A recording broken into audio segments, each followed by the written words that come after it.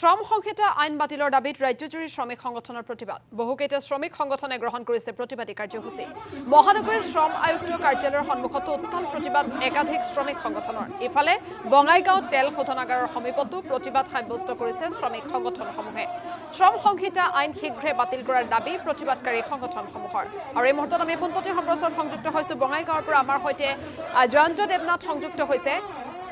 জয়ন্ত দেৱনাথ পোনপটীয়াকৈ আপোনাৰ ওচৰলৈ আহিছোঁ আৰু প্ৰতিবাদস্থলীৰ পৰিৱেশ লগতে শ্ৰমিকসকলৰ দাবীসমূহ আপোনাৰ জৰিয়তে জানিব বিচাৰিম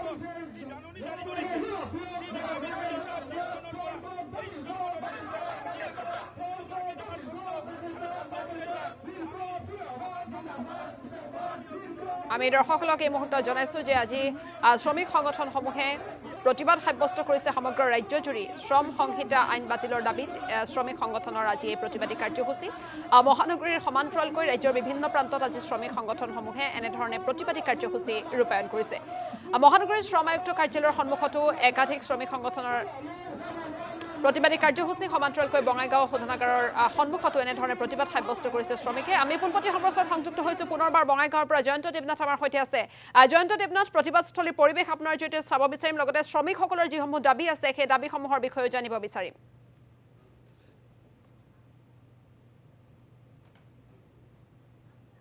আজিৰ দিনটোত সমগ্ৰ দেশজুৰি যি শ্ৰমিক সংগঠনসমূহে কেন্দ্ৰীয় চৰকাৰে নতুনকৈ যি শ্ৰম কোড আইন প্ৰণয়ন কৰিব বিচাৰিছে এই আইনৰ বিৰোধিতা কৰি আজি চিৰাং জিলা কাজলগাঁও যি বঙাইগাঁও শোধনাগাৰৰ মুখ্য প্ৰৱেশদ্বাৰৰ সন্মুখত দেখিবলৈ পোৱা গৈছে যে শ্ৰমিক সংগঠনসমূহে তেওঁলোকে ঐক্যবদ্ধ হৈ কেন্দ্ৰীয় চৰকাৰৰ যি নতুনকৈ প্ৰণয়ন কৰিব খোজা শ্ৰম কোড এই শ্ৰম কোডত তেওঁলোকে তীব্ৰ বিৰোধিতা কৰি আজি তেওঁলোকে এনেদৰে 1 ঘণ্টীয়া বিক্ষোভ কাৰ্যসূচী তেওঁলোকে ৰূপায়ণ কৰিছে আৰু এতিয়া কেইবা শতাধিক শ্ৰমিক ইয়াতে একত্ৰিত হৈ তেওঁলোকে কেন্দ্ৰীয় চৰকাৰৰ যি নতুন শ্ৰম কোড এই শ্ৰম কোড বাতিল কৰাৰ দাবী তেওঁলোকে বিক্ষোভ প্ৰদান কৰিছে মোৰ লগত আছে চিটুৰ এগৰাকী নেতা মই তেখেতৰ পৰা জানিব বিচাৰিছোঁ আচলতে কেন্দ্ৰীয় চৰকাৰে যি নতুনকৈ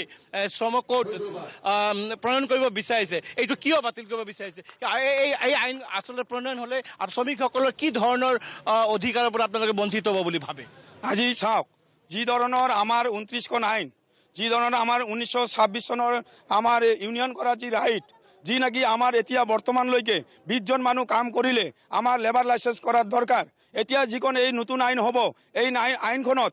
49 জন মানুহ কাম কৰিলেও কোনো ধৰণৰ লাইচেন্স নালাগে যি নাকি আগতে 100 মানুহ কাম কৰিলে চৰকাৰৰ এটা মানে নোটিছ জাৰি কৰিব লাগিছিল শ্ৰমিক ছাঁটাই কৰাৰ কাৰণে এতিয়া এইখন আইনত 300 মানুহৰ তলত কাম কৰিলে কোনো ধৰণৰ আপোনাৰ চৰকাৰে জাননী নোহোৱাকৈ আমাৰ যেনে তেনে আমাৰ মানুহ ছাঁটাই কৰাৰ কাৰণে এটা ৰাস্তা মুকলি কৰি দিছে এই যি নাকি পুঁজিপতিৰ স্বাৰ্থত যি নাকি চৰকাৰে এই 4খন শ্ৰম সংহিতা আইন বনাইছে এইখন আইন অতি ভয়াৱহ আইন আৰু এই আইনখনক আমি কেতিয়াও মানি ল'ব নোৱাৰোঁ আৰু এই আইনখনক যদি আমি মানি ল'ব লগা হয় তেতিয়াহ'লে অনাগত দিনত ভৱিষ্যতৰ আমাৰ যিবিলাক ল'ৰা ছোৱালী আছে এই ল'ৰা ছোৱালী যিমানখিনি লেখাপঢ়া নপঢ়ক কিয় সেই ফিক্স টাইম এমপ্লয়মেণ্ট যিটো ফিক্স টাইম এমপ্লয়মেণ্টৰ কথা কৈ আছে আপোনাৰ 1 বছৰৰ কাৰণে আপোনালোকক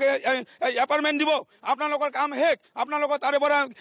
আঁতৰাই আৰু নতুনকৈ আৰু এটা মানুহ এটা নিযুক্তি কৰাৰ কাৰণে সিহঁতে এটা ৰাস্তা পথৰ এটা ৰাস্তা ওলাইছে গতিকে সেই ৰাস্তাক আমি বিৰোধিতা কৰিছোঁ সেই ৰাস্তাক বিৰোধিতা কৰি আমাৰ 29খন আইন আছে এই আইনখনকে আমাক বাহাল ৰাখিব লাগে আৰু এই শ্ৰম কোড যিটো আছে এই পুঁজিপতিৰ হকে এই মালিক পক্ষৰ হকে মেনেজমেণ্টৰ হকে যি নাকি এই আইনখন ইহঁতে প্ৰস্তুত কৰিছে অতি সোনকালে এই আইন যদি ইহঁতে ভংগ নকৰে যদি বাতিল নকৰে তেতিয়ালৈকে আমি আমাৰ এই শ্ৰমিকে আজি আমি এই মেইন গেটত বহিছোঁ কালি আমি ৰাস্তাত বহি হ'লেও এই প্ৰতিবাদ কৰি চৰকাৰক আৰু চৰকাৰে ভাবিব এই 8 দিন আহি আছে বুলি কৈছে ক'ত 8 দিন মানে আমাৰ শ্ৰমিকৰ পেটত লাদ মাৰি আমাৰ শ্ৰমিকৰ পেটত লাদ মাৰি এই 8 দিন সিহঁতে আনিব বিচাৰিছে এতিয়ালৈকে আমি যি শ্ৰমিক আছোঁ এই শ্ৰমিকৰ এই বাতিল নোহোৱালৈকে যদি এই অসমৰ যিখন বিধানসভা আহি আছে আমি শ্ৰমিকে আমি বিজেপি চৰকাৰক চকীয়ানি দিব বিচাৰিছোঁ যদি আমাৰ এই বাতিল নকৰে তেতিয়াহ'লে এই 26ত যিটো আহি আছে 4খন আইন যদি বাতিল নকৰে তেতিয়াহ'লে অনাগত দিনত আমিও সেই বিজেপি বিৰোধী আমি বিজেপি বিৰোধী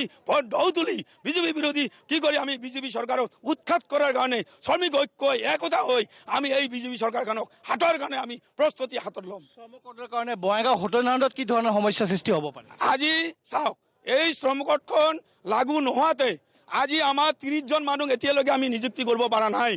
কাৰণ যি নাকি আজি শহীদুল ইছলামৰ দুটা কৰি ৱাক অৰ্ডাৰ আছিল 12জন 24 জন মানুহ এই 24 জন মানুহ এতিয়ালৈকে আমি নিযুক্ত বহুবাৰ আপোনালোকে জানে আমি আপোনালোকৰ জৰিয়তে আমি বহুকেইবাৰ ইয়াত আমি অৱস্থান ধৰ্মঘট কৰিছোঁ প্ৰতিবাদী কাৰ্য হৈছোঁ তথাপিও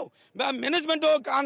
লৰা নাই আৰু আপোনাৰ এই ঠিকাদাৰৰ কাণ লৰা নাই আৰু এটা কথা আপোনাৰ জৰিয়তে ক'ব বিচাৰিছোঁ BGR মেনেজমেণ্টে যদি এই যিটো আমাৰ শ্ৰমিক ছাঁটাই হৈ আছে এই শ্ৰমিক ছাঁটাই যদি অতি সোনকালে নিৰ্মূল নকৰে তেতিয়াহ'লে এই আমি 31 ডিচেম্বৰলৈকে আমি চাম নহ'লে জানুৱাৰীৰ ফাৰ্ষ্ট উইকত ইয়াতকৈ আমি এই BGRৰ হকে আমি আন্দোলন কৰি তুলিম বুলি আমি বাধ্য থাকিম ধন্যবাদ